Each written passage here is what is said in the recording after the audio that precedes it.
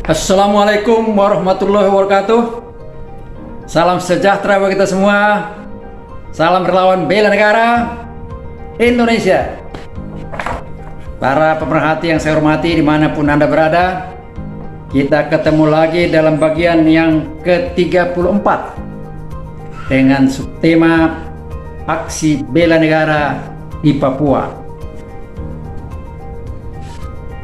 Berdasarkan pengertian paradigma baru bela negara, dapat dipahami bahwa bela negara merupakan upaya atau kegiatan yang memberi dampak terhadap pembangunan karakter bela negara, karakter bangsa ya, sebagai karakter bela negara yang berciri merah putih. Artinya, Pekan Olahraga Nasional yang sedang berlangsung di Papua itu adalah dalam rangka aksi bela negara yang dikaitkan dengan upaya pembangunan kualitas sumber daya manusia Indonesia. Seperti kita ketahui bahwa PON pertama telah berlangsung sejak tahun 1948, ya, tepatnya tanggal 9 sampai 2 September. Sudah lama dan kini sudah menjadi PON yang ke-20. Bangsa Indonesia sejak awal sudah ingin menunjukkan kepada dunia bahwa Indonesia, bangsa Indonesia mampu melakukan kegiatan ya, perlombaan olahraga secara nasional dan siap masuk kepada pertandingan olahraga dunia. Ada kaitannya dengan upaya kita untuk mendapatkan pengakuan dari berbagai negara di belahan dunia ini, karena kita waktu itu memerlukan itu karena baru saja kita merdeka. Jika ditelusuri sejarah penyelenggaraan PON dari awal hingga sekarang menunjukkan bahwa di dalamnya terkandung semangat kebangsaan terkait dengan upaya untuk mencapai cita-cita dan tujuan bangsa Indonesia. Berdasarkan Undang-Undang Nomor 3 Tahun 2005 tentang Sistem Keolahragaan Nasional, dinyatakan di situ bahwa keolahragaan nasional diselenggarakan berdasarkan Pancasila dan Undang-Undang Dasar 1945. Dijelaskan bahwa fungsi daripada keolahragaan nasional itu mengembangkan kemampuan jasmani, rohani, dan sosial, serta membentuk watak dan kepribadian bangsa yang bermartabat. Keolahragaan nasional bertujuan meningkatkan kesehatan dan kebugaran, prestasi, kualitas manusia, menanamkan nilai moral dan akhlak mulia, sportivitas, disiplin, mempererat dan membina persatuan dan kesatuan bangsa, memperkokoh ketahanan nasional, serta mengangkat harkat, martabat, dan kehormatan bangsa. Jadi kalau kita lihat dari situ bahwa keolahragaan itu, keolahragaan nasional itu merupakan suatu kegiatan pembangunan yang sangat penting bagi pembangunan kualitas sumber daya manusia Indonesia. Ada beberapa prinsip yang harus ditegakkan di dalam olahraga ini. Antara lain adalah dinyatakan di dalam Undang-Undang Nomor 3 itu demokratis. Jadi harus mengedepankan musyawarah mufakat di situ, tidak diskriminatif, ya, dan menjunjung tinggi nilai keagamaan, ya, nilai budaya dan kemajemukan bangsa, keadilan sosial dan nilai kemajuan yang beradab, menjunjung tinggi nilai etika dan estetika, pengembangan kebiasaan hidup sehat dan sebagainya. Tapi tentu tidak demokrasi musyawarah mufakat untuk menentukan pemenang, ya, harus sportivitas dijunjung tinggi. Dengan jelas terlihat bahwa PON mempunyai nilai fungsi yang sangat kompleks, multifungsi, dan upaya menghadapi tantangan dan tuntutan perubahan kehidupan nasional yang global melalui sistem keolahragaan nasional. Olahraga yang dilaksanakan sebagai bagian proses pendidikan meliputi berbagai macam bentuk olahraga. Misalnya ada olahraga rekreasi, ya, yang hanya terkait dengan kesenangan, yaitu olahraga. Kalau itu dimaksudkan untuk kesehatan dan sebagainya. Ya. Kemudian ada olahraga prestasi, perlombaan nasional maupun internasional. Kemudian ada olahraga amatir, ya, ada juga olahraga profesional dan olahraga penyanjung catur. Artinya di sini bahwa seluruh warga negara Indonesia berpeluang ikut serta dalam olahraga, dalam kegiatan olahraga yang dilakukan oleh negara. Ini intinya ya, tidak ada diskriminasi di sini. Siapa saja yang mau berminat demi untuk kesehatan dan lain sebagainya itu diberi peluang yang sama oleh negara. PON 20 di tanah Papua mempunyai arti tersendiri bagi bangsa Indonesia karena masih ada kelompok-kelompok yang ingin merdeka dan juga berupaya melemahkan keberadaan Indonesia di forum dunia. Sementara itu, sejarah menunjukkan keinginan rakyat Papua bergabung dengan NKRI sejak Sumpah Pemuda, yaitu satu nusa, satu bangsa, dan satu bahasa tahun 1908, tepatnya 20 Oktober 1908. Kemudian wilayah Papua yang dulu disebut dengan Irian Barat sudah secara resmi diakui oleh PBB melalui suatu proses ya, mulai dari awal ketika pemerintah Belanda di Irian Barat menyerahkan wilayah Irian Barat ke PBB melalui United Nations Temporary Executive Authority atau yang dikenal dengan istilah UNTEA tanggal 1 Oktober 1962 hingga 1 Mei 1963. Setelah itu turunlah bendera dari Belanda di tanah Papua, di Irian Barat waktu itu, dan naiklah bendera merah putih berdampingan dengan bendera PBB. Kemudian berlanjut di mana PBB merancang suatu kesepakatan yang dikenal dengan New York Agreement untuk memberikan kesempatan kepada masyarakat Irian Barat melakukan jajak pendapat yang dikenal dengan istilah waktu itu PPRA, penentuan pendapat rakyat pada tahun 1969. PPRA itu berlangsung sesuai kondisi pada saat itu dan dihadiri oleh utusan PBB, Australia, dan utusan Belanda. Dan sidang PBB akhirnya setuju menyepakati bahwa Irian Barat berada dalam wilayah Negara Kesatuan Republik Indonesia yang diproklamasikan pada tanggal 12 Agustus 1945. Artinya Papua, kita kenal sekarang dengan ada Papua dan Papua Barat, secara keseluruhan adalah bagian daripada NKRI yang sudah final. Menyimak kepada pelaksanaan PON 20 di Papua, di mana baru pertama kali diadakan di Papua, menunjukkan bahwa penyelenggaraannya itu merupakan suatu hal yang sangat sukses, spektakuler, dan menunjukkan betapa pemerintah dengan sangat sungguh-sungguh membangun Papua dan ternyata mendapat support, mendapat dukungan dari rakyat Papua. Kita melihat dalam acara pembukaan sangat spektakuler dan luar biasa. Artinya masyarakat Papua merindukan satu pembangunan yang menunjukkan kebersamaan, kekeluargaan antara sesama anak bangsa di seluruh tanah air. Mereka bergabung di sana mulai Aceh sampai Papua melakukan kegiatan olahraga demi untuk pembangunan nasional, khususnya pembangunan kualitas sumber daya manusia. Artinya ini adalah salah satu bentuk aksi bela negara di Papua. Aksi bela negara dalam bidang olahraga untuk mencapai apa tadi yang dimaksud dengan tujuan keolahragaan nasional ya. Ada kesehatan, kebugaran, persatuan, kekeluargaan, bersamaan, dan sebagainya. Dalam pembukaan acara PON ke-20 kita ikuti dengan bersama tentu, di mana Bapak Presiden Joko Widodo memberikan kesambutan. Antara lain dalam sambutan itu menyatakan ya, tepatnya tanggal 2 Oktober yang lalu, mengatakan bahwa pekan olahraga ini menggambarkan kemajuan Papua dalam menyelenggarakan infrastruktur di Papua dan kesiapan masyarakat Papua dalam menjalankan acara ini untuk berprestasi di kancah nasional dan internasional. PON Papua mempunyai makna yang besar bagi seluruh bangsa Indonesia.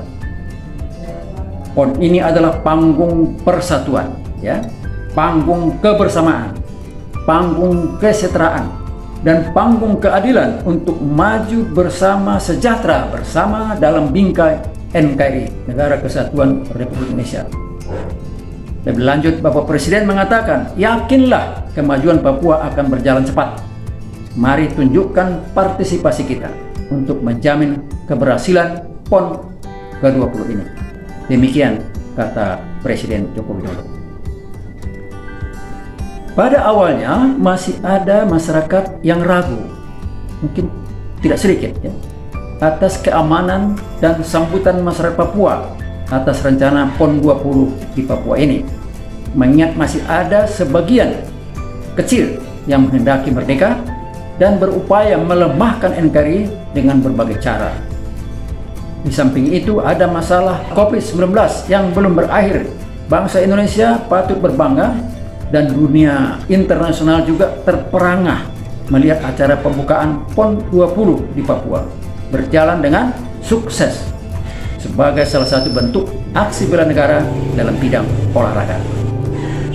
Untuk mengembangkan aksi bela negara di Papua dalam bidang-bidang lainnya, tentu perlu memperhatikan bahwa masih ada keinginan kuat negara asing memanfaatkan potensi sumber daya alam Papua yang sangat luar biasa itu untuk kepentingan bangsanya, untuk kepentingan negerinya. Banyak negara asing yang tidak ingin melihat Indonesia maju karena akan menjadi saingan baru dalam dunia internasional. Secara logis saya kira ini bisa dengan mudah kita pahami. Kemudian masih ada pengaruh politik divide in impera pada masa lalu ya, dengan memanfaatkan pembelokan sejarah. Banyak sejarah yang saya dengar dari putra-putra Papua yang mengatakan berbagai hal yang kadang-kadang secara logika tidak masuk akal ya. Dan ini perlu ditelusuri kebenarannya karena ini akan sangat mengganggu dalam percepatan internalisasi nilai-nilai dasar negara bagi putra-putri ataupun masyarakat Papua secara keseluruhan. Ada satu opini ataupun pendapat sebagian masyarakat di Papua yang masih mempunyai pemikiran bahwa pendatang baru akan menguasai Papua dan juga akan menghilangkan peran daripada masyarakat setempat. Ini saya kira harus diluruskan bahwa kita semua secara bersama-sama mempunyai hak dan kewajiban ikut serta dalam upaya pembela negara dalam rangka kita menjamin NKRI sepanjang zaman. Saya ada sedikit pengalaman di Papua ya, pada saat saya membina satu daerah transmigrasi di Merauke yang namanya Tanah Miring tahun 80-an, sudah lama. Saya ketemu dengan seorang kepala suku ya, tokoh masyarakat Papua di sana asli dan berbincang-bincang ya, dan saya mendapat banyak saran atau pendapat dari Bapak ini. Antara lain salah satu yang diceritakan kepada saya adalah ada kesan yang disampaikan bahwa pendatang baru memberikan satu kesulitan hidup bagi mereka ataupun mempersulit hidup mereka. Karena apa? Karena banyak hal-hal yang mereka dapatkan selama ini secara mudah di lingkungannya itu diambil, dimanfaatkan oleh pendatang. Salah satu contoh dapat saya sampaikan tentang rusa. Sebelum banyak pendatang ke Merauke dan sekitarnya, masyarakat setempat penduduk asli itu sangat mudah mendapatkan rusa. Ya, karena banyak berkeliaran di sekitar pemukiman mereka, tidak jauh ataupun di hutan misalnya tidak jauh, dan itu bisa didapatkan setiap saat dengan cara yang tidak terlalu sulit. Saya waktu itu masih menyaksikan ada pendatang ya dengan mengejar rusa itu pakai motor, ya dikejar, kemudian ditangkap, ya bisa hidup-hidup, bisa diikat ya, kepalanya dan ya dibawa. Nah itu kami lihat bersama itu sama tokoh Papua ini. Nah inilah contohnya, dia bilang begitu. Kemudian terus tentu tidak bisa bisa diarahkan disebut itu pelanggaran karena memang rusa itu adalah hidup luar karena rusa itu hidup bebas ya, dan itu menjadi makanan bagi manusia ya. Nah, jadi pendatang ini merasa wah ini ada satu peluang untuk mendapatkan daging yang segar ya di lingkungannya tidak jauh dari pemukiman. Nah, sarannya yang saya tangkap adalah supaya terapkan regulasi tentang perburuan ini ya agar populasinya tidak punah ya. Jadi ada upaya untuk menjaga jangan sampai hewan-hewan yang ada di Papua itu hilang karena perkembangan penduduk ya salah satunya karena pendatang ini menurut mereka ya. Kemudian disarankan waktu itu kalau bisa diperbanyak taman-taman nasional yang melindungi flora ya, bukan hanya fauna yang ada di Papua karena sangat kaya ya, yang bisa punah kalau tidak dari awal dilindungi. Kemudian ya banyak masyarakat juga yang tidak paham. Saya juga waktu itu menganggap bahwa Papua ini adalah salah satu pulau yang besar dengan penduduk yang homogen.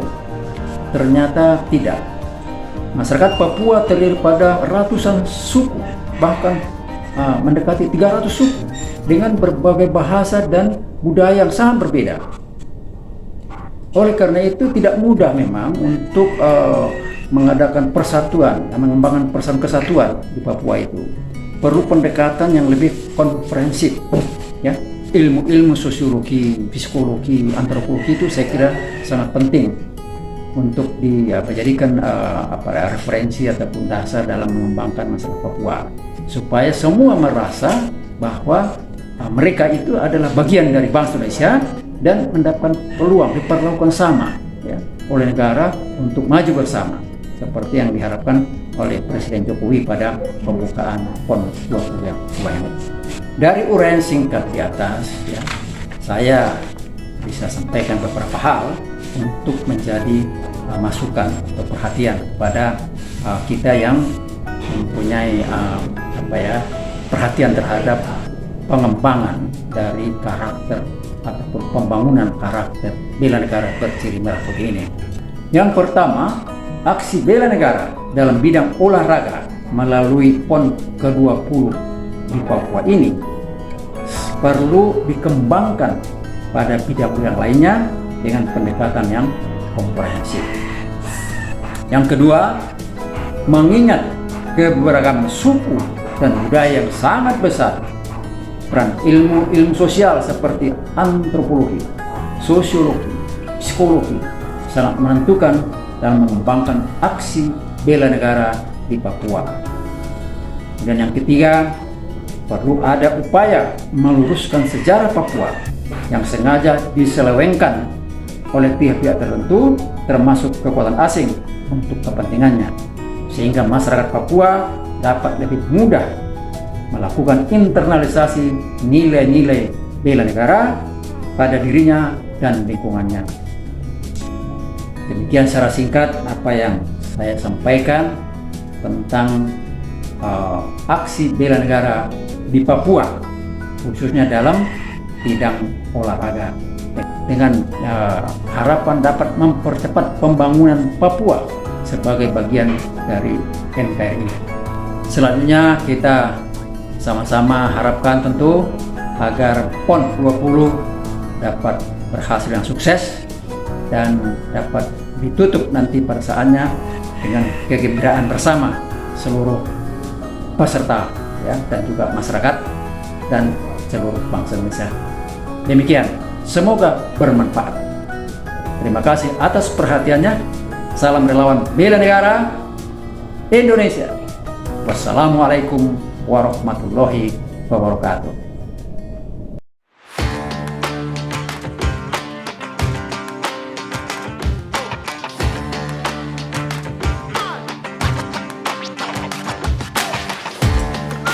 Papua kini memiliki berbagai venue olahraga yang berstandar internasional.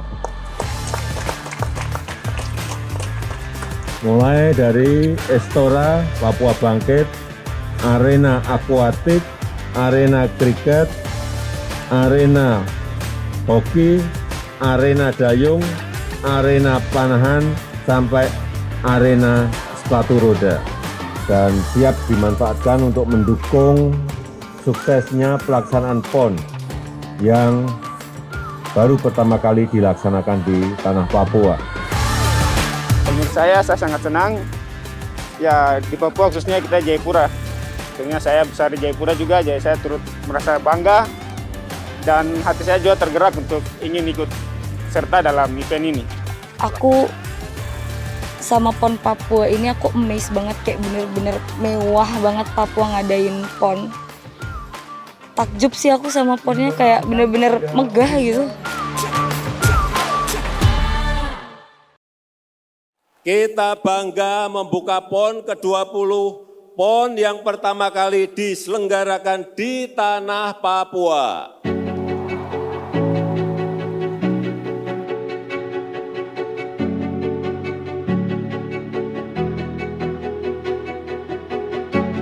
Ya kalau mau bilang PON-PON itu kan ya selama ini kan kita tahu PON itu biasanya di tempat lain, di tempat lain gitu PON ini. Tapi ternyata juga termasuk di Papua juga untuk PON ini.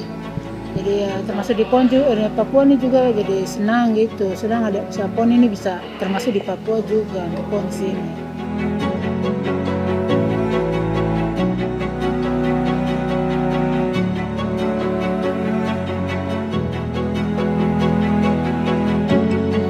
Pekan olahraga ini menggambarkan kemajuan Papua, menunjukkan kesiapan infrastruktur di tanah Papua dan kesiapan masyarakat Papua dalam menyelenggarakan acara besar untuk berprestasi di kancah nasional dan internasional.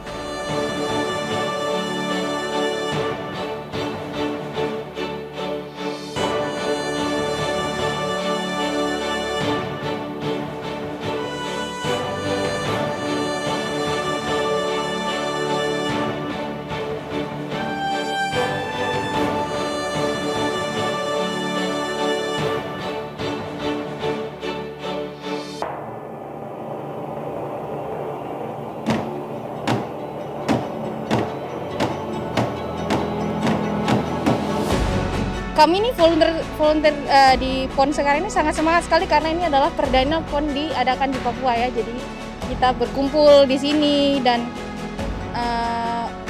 pokoknya kita semua semangat buat menyambut acara besar ini karena ini pertama kali di Papua.